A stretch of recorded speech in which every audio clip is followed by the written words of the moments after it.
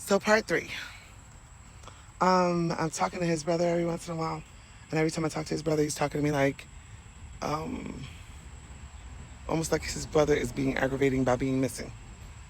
There's not a lot of love, and that people have different personalities and traits and things like that. So I can't argue about that, but it just didn't feel like he was looking for his brother.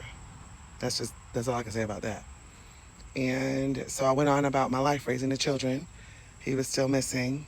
And, time moves, time just goes, And I'm gonna be honest with you, being a single mom, you just are. And I was already a single mom when I met him.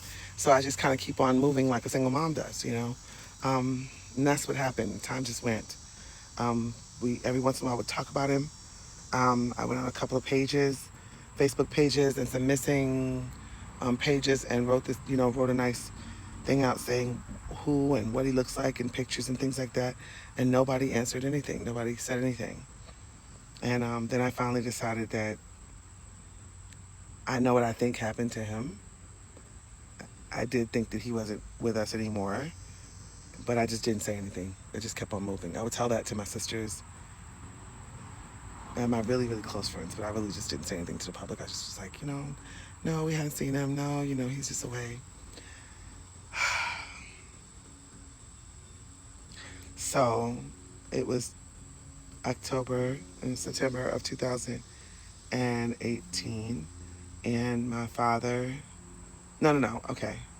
Beginning of December 2018, my father said, um, called me and said, hey, what do you know about him being missing? About Eric being missing? And I was like, what? This is what I know. This is what I've sent out. These are the facts that I have. This is the brother's number. This is the police department's Jefferson County's information. This was Jefferson County, in Kentucky, Jefferson County, Kentucky. This is information, and I don't have anything else. And then my father was like, well, okay. And my father is career police, right? So we left it like that. And time went on, and it was September of 2018, the end of September. My father called me on Messenger, which was weird. So I go to answer him on Messenger, and I go and my sisters are there on Messenger as well. And I'm like, hi, what are y'all all doing on my phone at the same time? And my dad was on the phone, my sisters were on the phone, and I was like, why are y'all all on Messenger? That's so weird. And they were like, where are you? And I'm like, I'm home. They said, sit down. And I sat down. I was like, what? What's going on?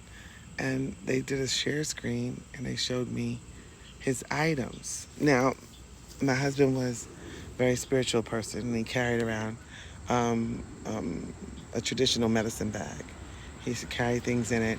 I never went in it because culturally and traditionally, you don't go inside of a man's medicine bag, or a person's medicine bag. It's theirs, so only theirs to touch.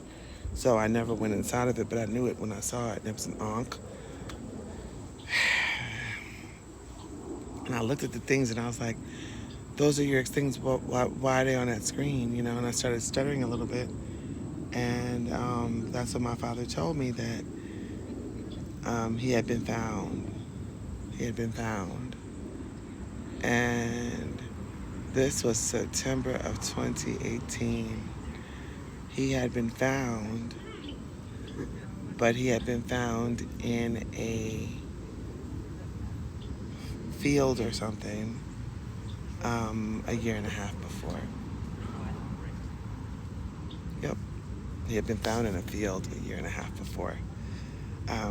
His body was still at the morgue, and he wasn't a John Doe anymore. I just didn't know how to find him. So he had been identified. Please stay here for part 4. Part 4 gets a little gets better. Gets Part 4. I will tell you how this man had a name on him and was still in a morgue drawer. Part 4. I will tell you what I think about what his brother did. Part 4. I will tell you what happened to his body. Like, follow, share, comment, and please support Black and Missing Foundation. The Black and Missing, and if you know anybody who works at the Black and Missing Foundation, please let them know about this, because I'd love to talk to them.